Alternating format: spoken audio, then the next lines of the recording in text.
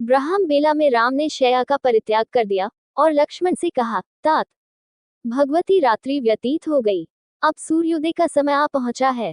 कोकिल की कूक सुनाई दे रही है, मोरों की बोली सुनाई दे रही है। यही वह अवसर है जबकि हमें तीव्र गति से बहने वाली समुद्रगामिनी परम पावन गंगा को पार कर लेना चाहिए। सुमित्रा कुमार लक्ष्मण ने श्री रामचंद्र जी के कथन का अभिप्राय समझकर गुह और सुमंत को बुलाकर पार उतरने की व्यवस्था करने के लिए कहा। निषादराज ने अपने मंत्रियों को आदेश दिया कि एक सुंदर द्रुतगामी नौका ले आओ। आज्ञा पाते ही निषादराज के अनुचर तत्काल जाकर उनके लिए एक श्रेष्ठ नौका ले आए। नौक के घाट पर लग जाने पर राम, सीता और लक्ष्मण घाट की ओर चले। उन्हें घाट की ओर जाते देखकर मंत्री सुमंत ने हाथ जोड़कर कहा, हे रघुकुल शिरोमणि, अब मेरे लिए क्या आज्ञा है।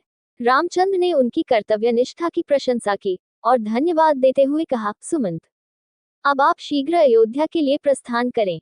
गंगा पार करने के पश्चात हम उसके आगे की यात्रा पैदल ही करेंगे।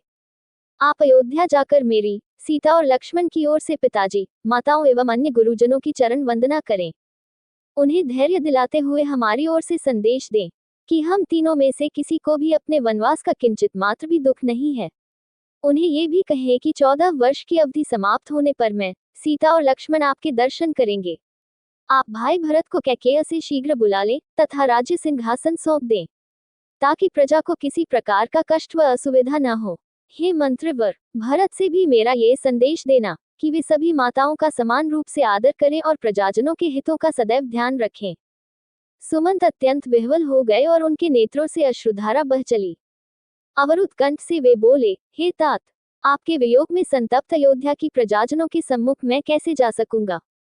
जब वे पूछेंगे कि आप लोगों को छोड़कर कैसे लौट आए, तो मैं क्या उत्तर दूंगा। मैं जानता हूं कि आपको न पाकर सहस्त्रों अयोध्यावासी शोक से मूर्छित हो जाएंगे। उनकी दशा सेनापति रहित सेना जैसी हो जाएगी। हे स्वामी, ये तो आप देख ही चुके हैं कि अयोध्या से वन के लिए चलते समय अयोध्यावासियों की क्या दशा हुई थी।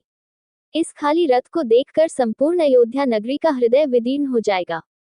हे प्रभु, मैं माता कौशल्या को कैसे अपना मुख दिखा सकूंगा। आप लोगों के बिना लौटना मेरे लिए बड़ा कठिन है।